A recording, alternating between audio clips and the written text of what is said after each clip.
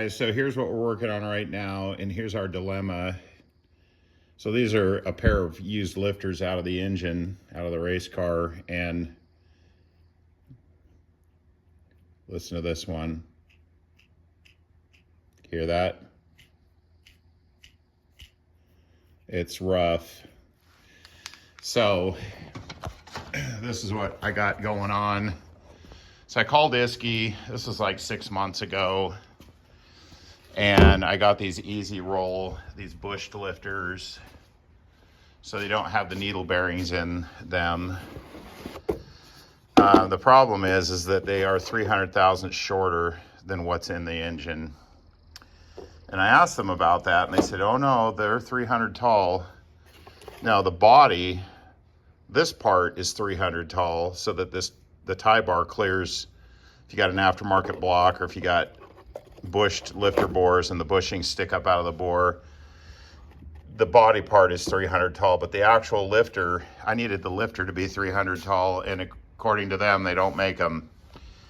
So I have to take this thing apart enough to measure and get push rods coming, which I'm not thrilled about because they're custom, they're super thick, expensive chromoly, and I have to order new push rods just because I need to put lifters in, and it's kind of a waste of money, honestly. I'm not really that thrilled about it. So what I did 6 months ago, because we had a race coming up, is out of 2 boxes of old lifters, I found 16 good ones, or 8 pairs. And so that's what's in the engine right now. So I'm super nervous about running this thing. I've already run it 3 times on that used set of lifters. Granted, one of the days I only put 3 passes on the car, and we are only running 8th mile, so that's good. But there's a race this Saturday, and I am really nervous about running this thing. It would be a disaster if a lifter came apart. It would wreck a lot of stuff. And so that's where we're at. I'm going to see if I can get push rods ordered. Smith Brothers is in Oregon. I think they're in Oregon. So I'm not that far away. And maybe we can make this happen in time. But if not, I'm not sure if I'm going to go next Saturday or not. I really don't want to miss it, though. It's such a limited season as it is. But hopefully we can get the right push rods and not break the bank and get these lifters in. And what's your guys' opinion on these? Have any of you guys run these easy roll? These are the ones that just have a bushing instead of a bearing, instead of a needle bearing. And honestly, I'm a little nervous about running those too. You know, I've never tried them or proven them.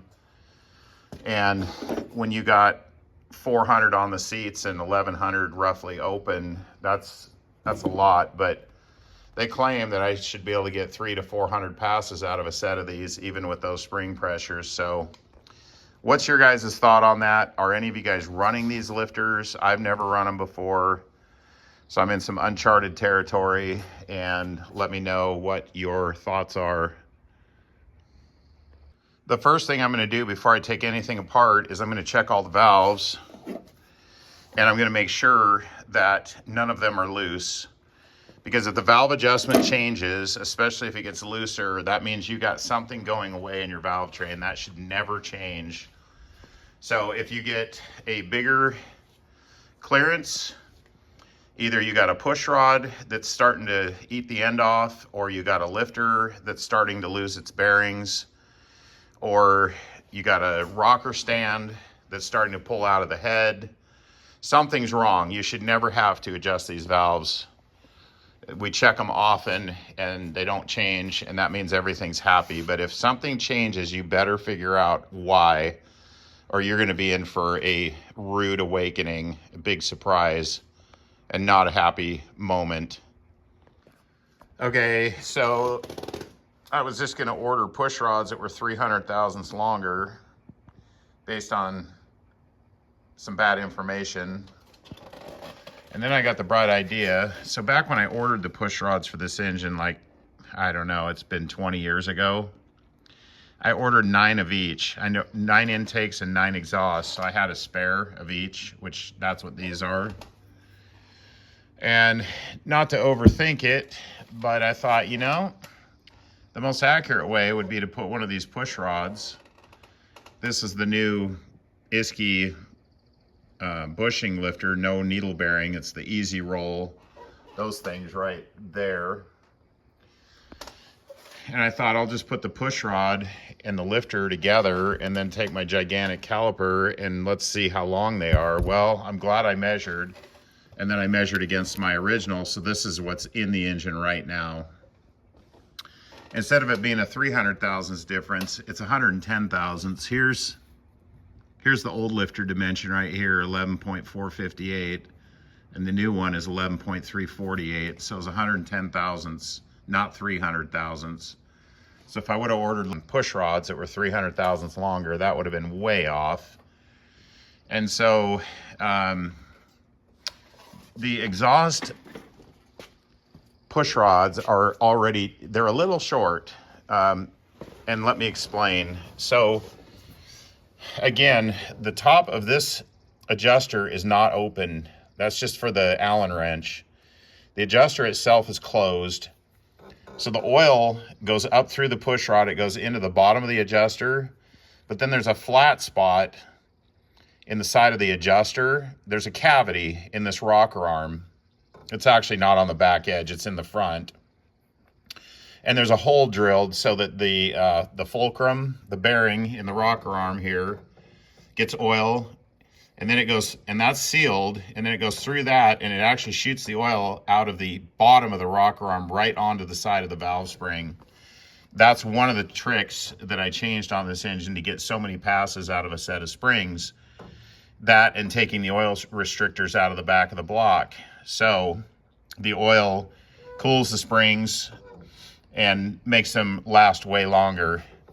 The problem is that if this adjuster is more than about 3 turns down, it moves the cavity of the adjuster itself is moved out of position too far, and the oil is just trapped in the threads. It can't get through the rocker arm. So technically I could just use these shorter push rods and put the new lifters in, and I could just turn the adjusters way down. But the problem is it would totally block the oil. So I'd have no oil going through the rocker arm, through the fulcrum or the shaft of the rocker arm, and no oil would be hitting the side of the valve spring. So I'm gonna order, instead of going 110 longer on the exhaust, because these are already a little short. I don't know if you can see on the intakes, we got some adjuster thread sticking up out of the jam nut. And on the exhaust, it's countersunk a little bit. And so it makes me nervous to have that. But I checked it, it's only turned down, it's 2 turns down, and you gotta be 3 or less. So if we order these, instead of going 110 longer, I'm gonna go 150 longer. And that'll pull this adjuster up just a little bit more to where the intakes are. And I think we'll be good. We're gonna find out. But anyway, that's how I figured it out. Just using an old push rod, measured the total length of the lifter, the new lifter, and then the total length of the old lifter. So there's a lot less chance for an error in my measuring and ordering of push rods. But again, instead of it being a 300 thousandths difference on this lifter versus the old ones, it's only 110 thousandths. So I'm really glad I measured. You know the old saying in carpentry, measure twice and cut once.